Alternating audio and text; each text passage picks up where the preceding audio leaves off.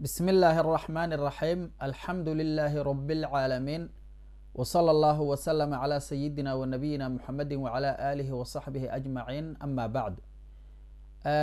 waxaan halkan ka bilaabeynaa mowduuc aad iyo aad u muhiim ah mowduucyada taaganna ka mid ah mowduucaas magaciis waxa weeye alsiyaasatu sharciya siyaasadda islaamka iyo siyaasadda ama diinta iyo dowladnimada mowduucan waxaan u bilaabeynaa sababaha nagu kalifay ka mid ah annagoo casharo badan oo tixanayaala ka samayn doono dad fara badan ayaa waxay aaminsan yihiin ama aad ka dareemaysaa hadalkooda maadaama mar kasta aysan muxaadarooyin joogto ahoo siyaasadda xagga shareecada ku saabsan aysan arkin ee ay siyaasiyiintii caadiga aha kaliya ka maqlaan siyaasad waxa la yidhaahdo ayay waxay u aamineen in shareecadu ay cibaadada iyo guurka ku kooban tahay ee aysan dowladnimadkii iyo noloshii kala habayneyn dad fara badan waxaa laga yaaba siyaasiyiin fara badan ama qeyb ka mid oo dadka hadba siyaasadda kusoo biiraya inaysan waxba shareecada aysan ka dhigan oo aysan fiqhu siyaasa asharciya aysan waxba ka garanayn markaas ayaa waxaa arkaysaa ayagoo diintii iyo dowladnimadka kala fogeynaya mar kastaba oo diintu inaysan calaaqa iyo xiriir la lahayn u arka dowladnimadka sidii dowladdii calmaaniyada ahayd siyaasiyiin sidaa darteeda waxaa maqlaysa siyaasiyiin fara badan oo mar kastaba markii ay hadlayaan dhaliilaya shareecadii ama dhaleecaynaya ama liidaya oo maaragtay wax oo aan loo baahnayn ama aan waqtiga la jaan qaadi karin ama casri ahayn ay tilmaamayaan marka taasna waa qodob kale waxaa keenayna dadka sidaas yeelaya badana waa kuwa aan wax ay diinta islaamka ka akhristeen la aragoo laga yaabo xataa hal cashar inaysan u fariisan maalmaha ka mid a haddana uu rabaa qofku inuu ka turjumo oo yiraahdo anigu siyaasadan aan soo barta ama aan ku dhex jiraa tana aqaanaa laakiin tan kaleona aqoonoo diintii islaamku say siyaasadda uga hadashay yacni ma jirto maadaama aanu aqoon yani wax ka dhigan aad ka fahmaysa hadalkooda waxaan kaloo u duubaynaa mowduucan maadaama dad fara badan siyaasadda ay kusoo biiraan sanad kasta waxaan ilaahay ka rajaynaynaa qeyb ka mid a inay dhageystaan ayna ilaahay uga cabsadaan wixii dulmi iyo cadaalad darro iyo mas-uuliyadda saaran in ay dareemaan ee diinteennu ay saartay mowduucan dad badan oo culamo waa ka hadleen laakiin haddana soomaalida dad oo xalaqaad tixano ah oo joogto ah ka sameeyey oo yacni isdaba joogo bilow ilaa dhammaad leh ma jiraan marka insha allahu tacaala laakiin dad badan oo culamo ahoo qeybo kala duwan iyo mowduucyo markaas taagan iyo kaga hadlay waa jiraan ama kitaabo gooni akhriyey oo siyaasada waa jiraan iyagana laakiin brogram diyaarsan weli koleyta aniga ima soo marin dad ka hadlay marka waxaan rabnaa tixane dheer oo habaysan oo maaragtay siyaasaddii doorashadii shuruuddii madaxweynaha shuruuddii wasiirka macnaha wasiirka fiican wasiirka xun mas-uuliyadaha qeybahooda kala duwan ilaalinta hantida guud dhaqaalihii maxaa laakiin hanti guud la yiraahdaa waxyaalo fara badan ayaa insha allahu tacaala cadaaladii aan ka hadli doonaa kelimadan siyaasadda la yiraahdo waa kelimo oo soo aroortay shareecada kusoo aroortay nabigeenu calayhi salaatu wasalaam xadiid saxiixulbukhaari iyo muslim ku yaala ayuu wuxuu leeyahay kaanat banuu israa'iila tasuusuhum alanbiyaa kulamaa halaka nabiyun khalafahu nabiy wainahu laa nabiya bacdii wasatakunu khulafaau fatakthur wuxuu yihi nabigu calayhi salaatu wasalaam reer bani israa'iil waxaa siyaasaday jiray ambiyadii kelimadaas markii ay culammadu sharxayaan waxay leeyihiin imaamu nawowi oo kale sida saxiixu muslimka sharxiis markuu ku sharxayo ay yatawallawna umuurahum kamaa tafcalu lumaraau walwullaatu biraciya waxay ambiyadu tawali jireen oo hogaanka u qaba jireen arrimahooday tawali jireen yacni madax ayay u noqon jireen sida dadka madaxda ah ee hadda jooga ay shacabka u hogaamiyaan ayaa ambiyadooda u hogaami jireen maxaa yeelay alsiyaasatu alqiyaamu cala shayi bima yuslixu siyaasadu waa shaygii oo loo istaago waxa hagaajina loogu istaago marka shareecadii yacni ambiyadii ilaahay ee reer bani israa'iil loo soo diray ayaa diintii iyo dowladnimadkii iyo hogaankii ayagaa u hayay ay in marka yani ambiyada ayaa markastoo ilaahay subxaanahu watacaala uu usoo dirayay markii fasaad soo daahiro oo kala go' ku yimaadaba nebiyaa loo soo dirayay markaasuu toosinayay ay anahum kanuu idaa dahara fiihim fasaadun bacatha allahu lahum nabiya markastoo fasaad iyo burbur iyo fuxsho iyo xumaan iyo macaasi iyo kufri uu kasoo daahiraba ilaahay nebigu usoo dirayay yuqiimu lahum amrahum wayuziilu maa gayaruu min axkaami tawraa nebigaasoo arrintoodii toosinaya dib u habeynaya dhaqan celinaya kitaabkii towraad waxa ay bedeleenna oo ay ku dareenna ka tiraya ama ay bedeleen hagaajinaya waxaa ku sugan marka xadiidkan ay leeyihin culammadu ishaaro ama tilmaan muujinaysa ilaa annahu laa budda lilraciyati min qaa'imin biumuuriha qasab waxaa ah dadka inay helaan qof u taagan arrimahooda madax ah yaxmiluhaa cala ariiqi alxasana wayunsifu lmadluuma min aldaalim waa in la helaa qof madaxa oo u taagan oo ummadii ku haga wadada toosan daalimkiina ka qabta dadka ka qabta ummadda kii madluumka ahaayoo la dulminayo u heliya cadaalad ummadda ku haga xadiidkaas marka wuxuu tilmaamayaa ambiyadii ilaahay inay dowladnimadka iyo diinta iyo waxa dhan ummadda u hogaaminayeen markaas waddo saxa ay ku hagaajinayeen annagana waxaa nasoo hogaamiyey oo dowladeeni soo aasaasay khalqiga ilaahay kii ugu khayr badnaa nabiyullaahi maxamed caleyhi salaatu wasalaam ayaa dowladtii ugu khayrka badneed noo soo aasaasay oo dastuurkeeduna yahay dastuurkii ugu khayr badnaa oo aan u baahnayn bedelid iyo wax ku darid iyo wax ka jarid iyo wax ka dhimid waxa weeye kitaabkeena qur-aanka ah oo munazalka ah alladii yatanaasab likulli zamanin wa makaan oo waqti kasta iyo meel kastana u qalma xataa yaritha allahu alarda waman calayha marka shacabkeeduna wuxuu ahaa lagu aasaasay khayru shacab wa khayru ummah kuntum khayra ummatin ukhrijat linnaas waxa weeye calamkeeduna ma dhacayo ilaa qiyaami saaca waxa weeye jinsiyadeeduna waa islaam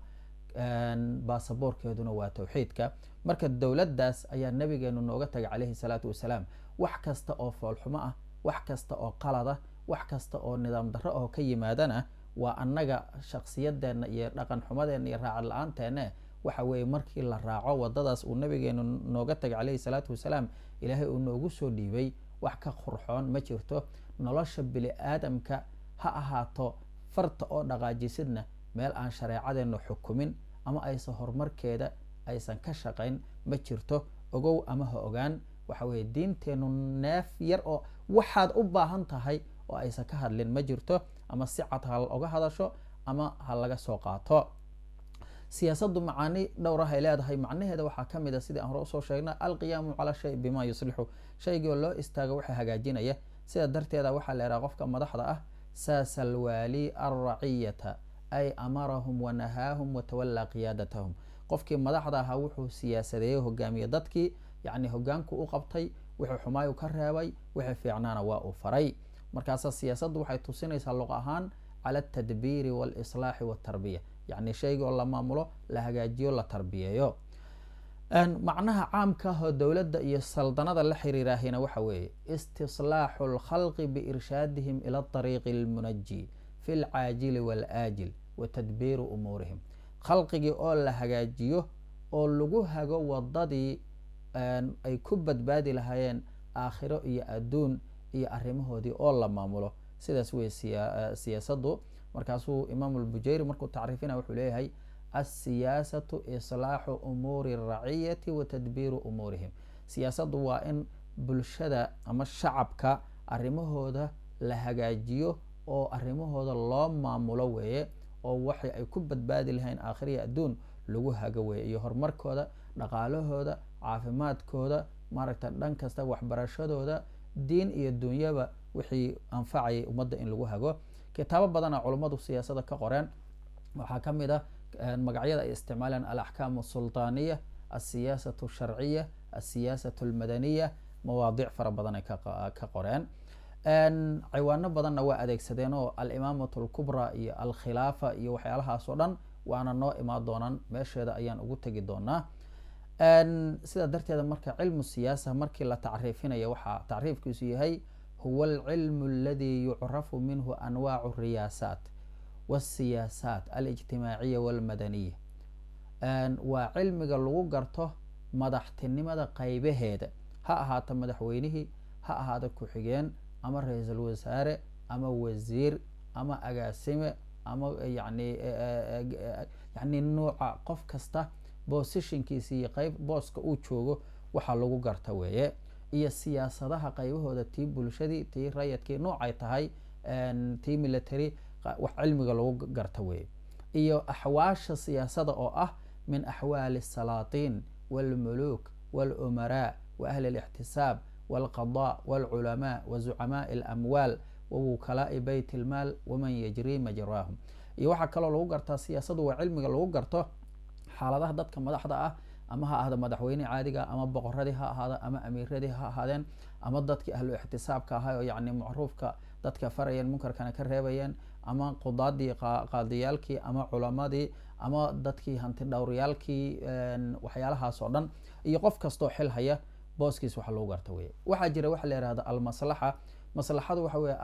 almuxaafadatu calaa maqsuudi sharci, sharciga ujeedkiisa oo la xifdiyo weye. sharciga waxaa jira waxyaala maqaasidu shariica la yidhaahdo oo qasab ay tahay in la ilaaliyo, mathalan ba oo diin kasta xataa soo ilaalisay, oo la yidhahdo alkuliyaat alkhamsa ama alkuliyaat asita la yidhaahdo. mathalan ba khamse markii aan idhaahno waa in diintii la ilaaliyo, ummadda diinteeda loo ilaaliyo, naftii la ilaaliyo, hantidii la ilaaliyo, caqligii la ilaaliyo, nasabkii la ilaaliyo. 6 markii la yidhahdana cirdiga ayaa lagu daraya. marka diin walba ayaa waxay soo ilaalisay dadka, yani intaas kuliyaadkaas, in dadku diintoodii laga ilaaliyo ridadii, naftii laga ilaaliyo dil, hantidii laga ilaaliyo dhac iyo xatooyo iyo wixii lamida, nasabkii laga ilaaliyo zinadii iyo wacalnimadkii, nasabki yani caqligii laga ilaaliyo daroogadii iyo khamradii iyo maandooriyihii, cirdigii laga ilaaliyo qadafkii iyo wixii lamida. waxyaalahaas ayaa ka mid a. xukumka takliifiga waxa weeye waxay aimadu leeyihiin siyaasadu waa inay ku socotaa fi xuduudi shariica oo aysan dhaafin. laa siyaasata ila ma waafaqa sharc. siyaasada ictibaarka lihi waa wixii sharciga waafaqa kaliya. haddaba waxaa jira waxyaalo la yidhaahdo yani asaasiyaad oo siyaasadu ay leedahay. asaasiyaadka kahor waxaan ka hadlaynaa aqsaama siyaasadu leedahay. siyaasadu waxay leedahay aqsaam ama qaybo. qaybaheedu waxa weeye waa siyaasa dhaalima, siyaasad dhaalima ah, iyo siyaasa caadila. siyaasa dhaalima waa midda ku salaysan xadgudubka, cadaalad darada, boobka, qabyaalada, qaraabakiilka, kooxaysiga, ninjeclaysiga. qof kastaahi uu markii madaxweynihii yani qabiilkiisa hadduu u eexdo, hadduu kooxdiisa u eexdo, haddii qof kasta oo xil hayaahay uu qabiilkiisa soo aruursado, uu soo aruursado, yani siyaasad dhaalimaha leeraha waa mid cadaalad daro ku aasaasan. siyaasada kalena waa siyaasa caadila ah oo ujeedkeedu yahay xaqa inay muujiso, dulmiga ka hortagto, ahlu fasaadka, ahlu musuq maasuqa, corruptionka iyo musuq maasuqa ay ka hortagto, cadaalad daradii ka hortagto, qayaanadii ka hortagto, boobka hantida ka hortagto, qaraabakiilkii ka hortagto, wixii xumoo dhan inay ka hortagto, ummadda ay ku hagto wadadii saxda ahayd ee keenaysa isjacaylka, keenaysa kala dambeynta, keenaysa fawda la-aanta, keenaysa maxabada iyo dadku inay dalka jeclaadaan. marka siyaasada caadiladahu min ashariica, shariicaday ka mid tahay. calimaha man calimaha wajahilaha man jahilaha. waxa laakiin maanta madax fara badan ay siyaasa u yaqaanaan xagga diinta, ayagoo raacaya hawadoodii iyo aaraa'doodii, waxa weye ee aan cilmi ku salaynayn. laysat siyaasa, siyaasa sharciya ma ahan, walaysat bishay. waxaasi waxa ictibaar alla agtiisa kalena ma ahan. hogaankii saxda ahaa, siyaasadii nabigeena nagu soo hagawey calayhi salaatu wasalaam, siyaasadii khulafaa oo raashidiin ay ummadda kusoo hageen, iyo aimada islaamka ahaa ee dadka ay diintooda iyo dunyadooda u hogaaminayeen, ayagoo ku salaynaya xaqa iyo kitaabka ilahay ku salaynaya. laakiin markii dowladnimadkii ballaartay ayaa waxaa soo baxay alfaslu bayna asharci waasiyaasa, in la kala saaro shareecada iyo siyaasadda in la kala saaro ayaa soo baxday. maxaa yeele dadka madaxda ah ayaa waxay bilaabeen inay ku xukumaan hawadooda inay ka xukumaan ayagoon kitaabka ilaahay iyo sunnada rasuulka midna aan u laabanayn. haddaba qofka madaxdaahi haddii uu xusnu siyaasa la yimaado, qofka madaxdaahi qof kastaa wuxuu ogyahay inuu waqti yar oo dhammaanayo uu xilka haynayo. hadduu waqtigaas siyaasad fiican la yimaado ee hoggaan saxa oo ummadii ku hago, waxaa xaqiiqo ah in oo siyaasadaas fiicani ay ummadda saameyn ku yeelanayso qalbigooda. maxaa yeelay xusnu siyaasa yanshuru alamna waalamaan fi anxaa'i albilaad. siyaasadda fiicani amni iyo amaan iyo nabad iyo isjacayl iyo wanaag ayay ku faafisaa wadanka daafihiisa. markaas ayaa dadku xasilayaan. dadki waxaa imaanaya markaas qof kastaa hantidiisa inuu aado, qof kastaa beertiisa inuu aado, qof kasta ganacsigiisa inuu aado, qof kasta waxbarashadiisa inuu aado. maxaa yeelay naftiisi waa u aamin, diinkiisi waa u aamin, daacadiisi iyo cibaadadiisi waa u aamin, waxbarashadiisi uu helayaa, wuxuu cuni lahaa uu helayaa, caafimaadkii uu helayaa. qof kastaa marka maxaa imaanaya inuu shaqadii uu ku takhasuso xaqa uu yaqaanay inuu aado. fatanmu tharwa, dhaqaaliha ayaa kacaya oo badanaya.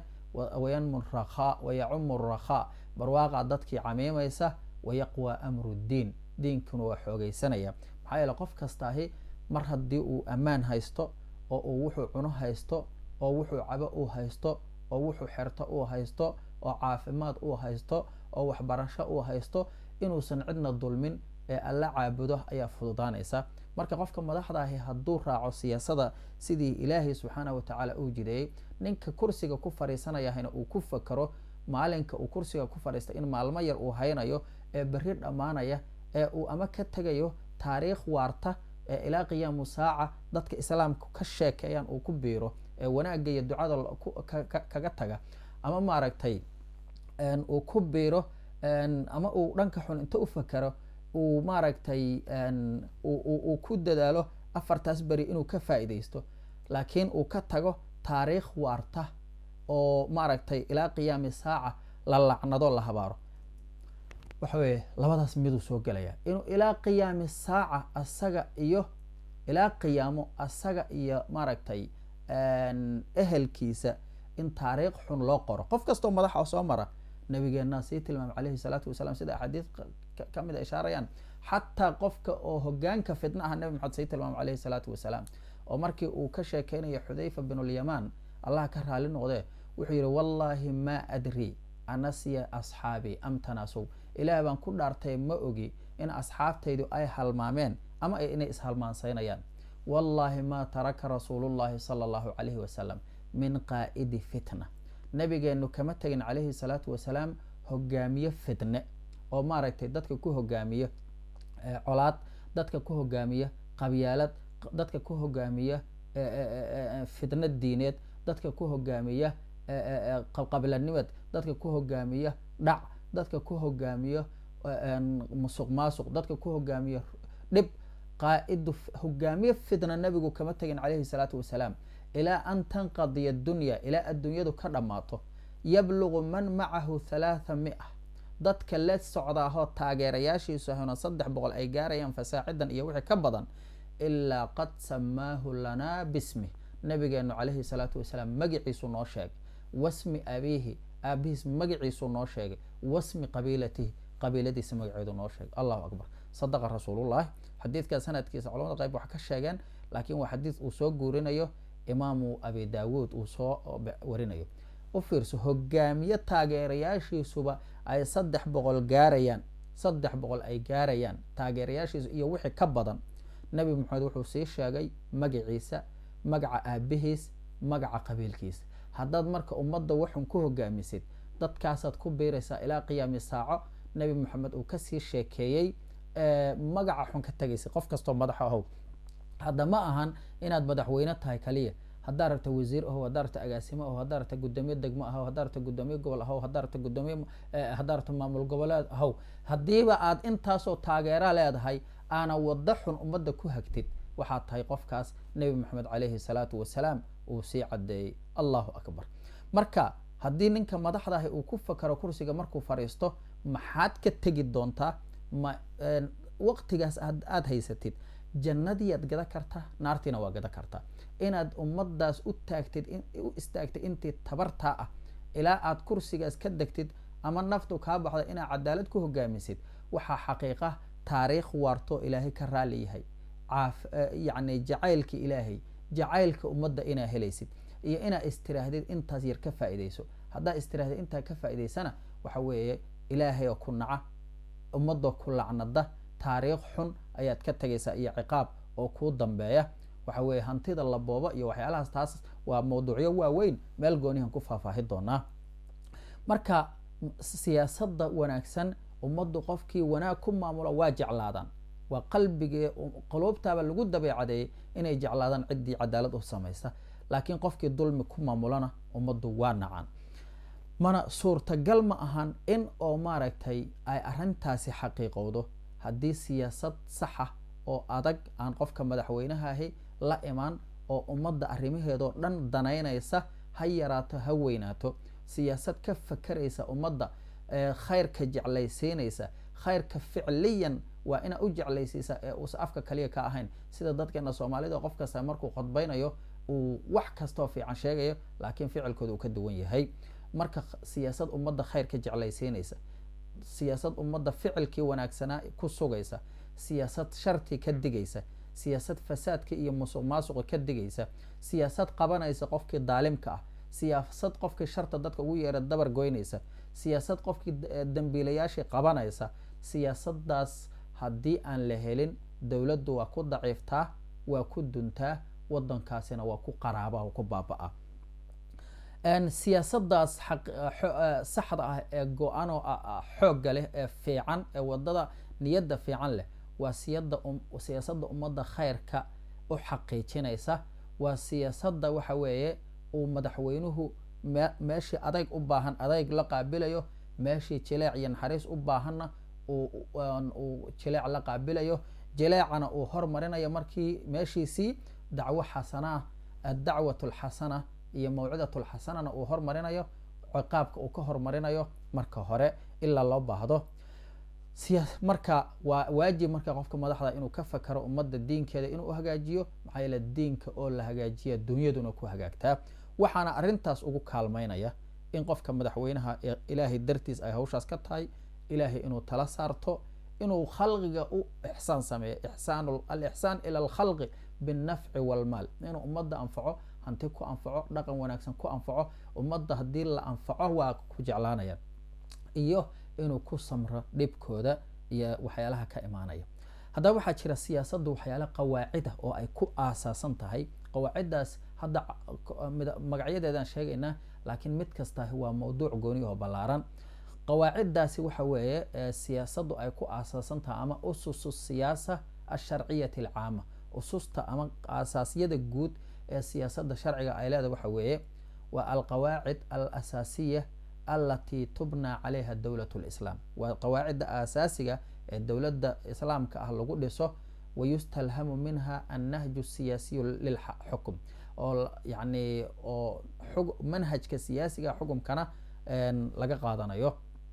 aasaaska koobaad waxa weye siyaadatu shariica waa in shareecadu ay tahay waxa wax lagu xukumayo waxa wax hogaamiya waa inay tahay in ilaahayna qur-aanka intaasoo meelood ayuu ku tilmaamay hogaanka shareecada ilahay wuxuu leeyahay wama kana limu'minin walaa mu'minatin ida qada allahu warasuuluhu amra an yakuna lahum alkhiyaratu min amrihim waman yacsi allaha warasuulahu faqad dalla dalaala mubiina ilahay wuxuu leeyahy qofka muuminka oo ninka muuminka iyo gabadha muuminada midkoodna khiyaar uma leh wax ikhtiyaara ma haystaan marba haddii ilaahay iyo rasuulkiisu ay arrin xukmiyaan ayagu ikhtiyaar ma leh waa inay raacaan wixii ilaahay subxaanahu watacaala ay xukmiyeen ayado badan ayaa ku soo arooraya ilaahay subxaanahu watacaala marka inuu kitaabka uu noo soo dejiyey in uu aasaas u noqdo xukumkeennu waa waxaa la iska rabo lana barto lana soo saaro dad shareecadii yaqaana siyaasadii yaqaana ee aan la helin yani dad oo shareicadii kitaabka inta barta aan yani wacyiga ku dabaqayn iyo dad oo maaragtay aanba kitaabka xiriir la lahayn ee ayaguna raba waxa ay maadiga ah barteen kaliya inay nolosha ka dhigaan marka xaakimiyada shareecadeenna ayaa iska leh caalamkan xaakimka shareecada ilaahay ayaa sida saxda ah loola noqonayaa ثuma jacalnaaka calى shariicatin min almr faاtabichaa walaa tattabic ahwaa'a aladiina laa yaclamuun uu ilahay leeyahay waxaan yani shareeco aan kuu yeelnay inaa nabigana waxaa laleeyahay raac ha raacin kuwa aan waxba garanayn hawadooda ha raacin. marka ibnu jariir markuu fasiraya ayaddaas wuxuu leeyahay fattabic tilka shariica alatii jacalnaaha laka, shareecadaas aan kuu yeelnay raac, walaa tattabic maa dacaaka ilayhi ljaahiluun, waxa ay kuu yeerayaan dadka jaahiliinta ah, aljaahiluuna billah, ilahay ka jaahila, aladiina laa yacrifuuna alxaqa min albaatil, aan xaqa iyo baatilka kala garanayn, fatacmaluu bihi fatahlik in camilta bihi, yani haddaad ku camal fashid waa ku halaagsamaysa. marka mar kasta oo shareecada la ag marana waa noo imaan doontaa dhibaatada ummaddu ku dhacdo. marka qodobkaas adugu meel gooniya u faahfaahin doonaahe in oo shareecadu ay tahay waxa lagu dhaqmayo. imaamku marka qofka madaxdahi xaq waa u leeyahay inuu masaa'il soo istimbaadsado oo markaas masaa'il iyo axkaan uu kala soo baxo kitaabkii oo markaas yani aan hadda caddayn, laakiin waa in masaa-ishaasi ay ku salaysan taho o aysan khilaafin kitaabka iyo sunnada iyo qawaacidda caamka ah, waa inaysan khilaafin. haddii ay ka baxdo baadilay noqonayaan. marka laakiin kutubta faraha badan oo fiqiga ah siyaasa sharciya ku qoranba waa kutub masaa-isha faraha inta badani ay mustanbado tahay min alqur'aani wasuna, qur-aanka iyo sunnada lagala soo dhex baxay. marka haddii madaxweynuhu uu go-aamada qaarkood uu ku saleeyo ama uu qodobo qaato, laakiin qodobadaasi ay ku salaysan yihiin diinta aysan ka hor imaaneyn, wax dhiba maleh. laakiin waxaa shardiya qodob kasta oo uu maaragtay samaynayo oo wuxuu qaadanayo an yarjica ila ahli الاkhtiصaas wاlkhibra, waa inuu dadka ikhtisaaska uleh uu ula noqdaa waxaan saxnimadkooda iyo saxnimo la-aantooda, oo maalan ba culamadii uu ula noqdaa,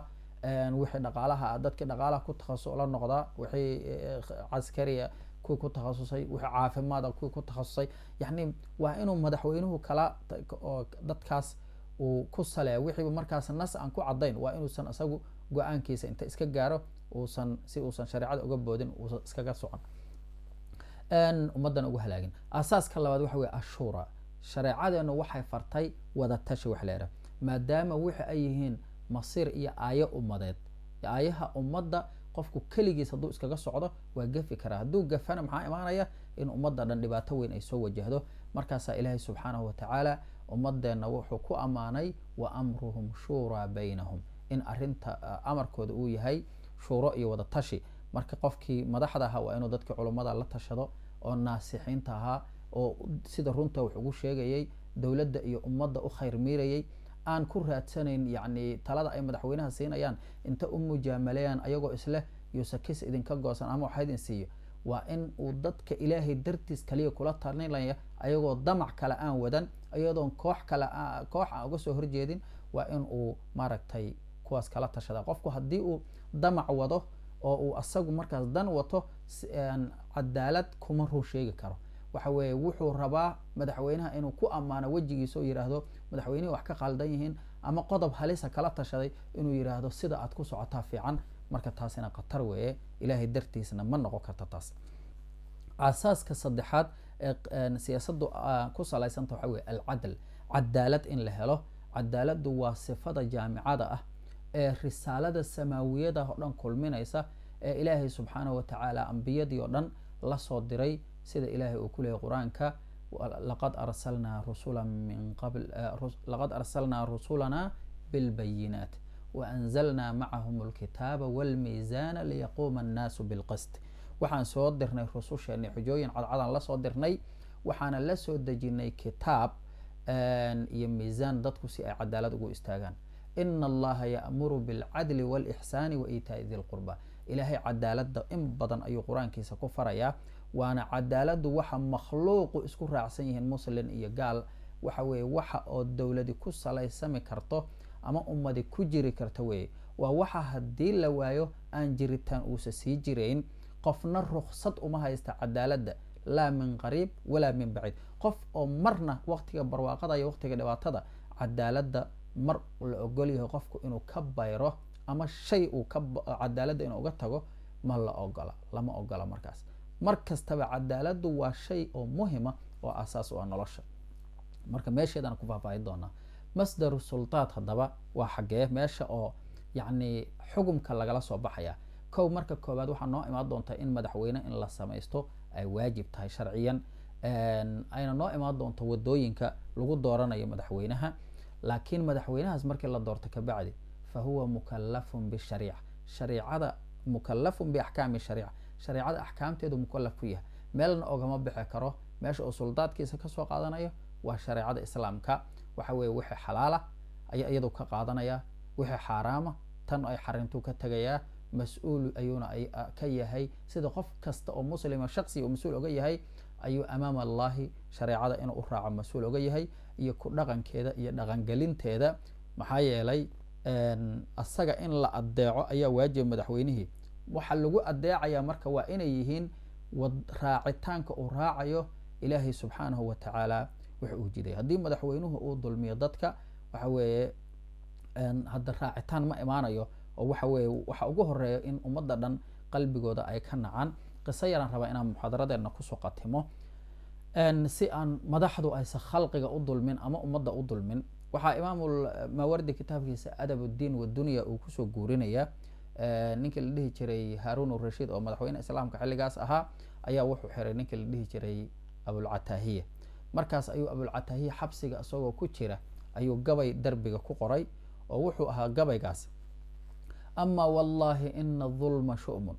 wama zaala almusii'u huwa adhaluumu ilaa dayaani yowmi ddiini namdi wacinda allahi tajtamicu lkhusuumu sataclamu fi lmacaadi in iltaqayna gadan cinda almaliki man idhaluumu. wuxuu yidhi ilaahay baan ku dhaartay, dulmigu waa baas, waa dhibaato, waa xumi. qofka dadka xumeeyaahina weligiis inuu daalim yahay dulmi badane kama zuulayo. allaha maalinka qiyaamo dadka abaal marinayaan aadi doonaa, u tegi doonaa. beri ayaana alla agtiisa ay dadka doodayahay oo ishaystaa ku kulmi doonaan. waxaad ogaan doontaa markaan ilaahay subxaanahu watacaala la kulanno maalinka qiyaamo, alla agtiisa markii aan ku kulanno man idhaluum. haarun rashiidow madaxweyne ahow, laakiin markaas ayaa ogaan doontaa qofka dulmi badanaha ah inaa anigu ku dulmiyey oo aan qalad kaa galay, iyo ina idulminayso gardaro aad xabsi ugu dhigtay. marka waxaa haarun rashiida loo sheegay aad ayuu u ooyey, markaasuu u yeeray oo icaf yiri, hantina waa uu siiyey, waana iska fasaxay. marka meeshaas waxaan uga jeedaa maadaama siyaasadda aan ka hadlayno, waxaa laga yaaba dadka madaxda dad badan oo masaakiina in lasoo xaabiyo, xabsiga la dhigo, kuwa dadka dulmi lagu soo xiro, kuwa ayba dembiilayaal yihiin laakiin aan la xukumayn, aan waxba la weydiinayn. waa arki doonaa shareecada islaamka qaadiga marka la doorto waxa ugu horeeya oo qaadigu inuu fiiriyo ay tahay waxa weeye waa dadka xiran. maxaa yeele xorriyadoodii oo dhanaa laga xabisay, noloshoodii iyo ahalkoodii laga xabisay. marka waa in aan dadka la iska soo xiran. haddii tuhma gashana in la baaro, cadaalad la sameeyo, la xukumo iyadoo lagu salaynayo cadaalad. laakiin dal la iska soo qabto, nin jeclaysi loo xiro, shaqaalahaaga iyo dadka kugu hareereysan qofka ay nacaanba xabsiga ay dhigaan, iska basaasaan. waxaasoo dhan qiyaamada ayaa mas-uuliyadda qaadaysa. qof kastoo madax ahow, madaxdaas ha ahaata madaxweyne iyo ilaa wixii ka hoosey, qof kastoo meel yar hayow, qofkaad dulmi ku xirtid ama aad ta iska xirtid aadan xaqa u leeyahay aada siin iyo gartu leeyahay ku qaadin, qiyaamo ayaa hawshiisu weynaanaysaa. ilahi waxaan weydiisanaynaa inuu dowlad caadilana siiyo, ilaahay madaxda inuu hagaajiyo, xaqa tuso, annagana shacab fiican uu naga dhigo. shacab fiican ayaa dowlad fiican u qalmee. intaas casharkeena ku koobinna. wabillahi towfiiq, wassalaamu calaykum waraxmat ullahi wabarakaatu.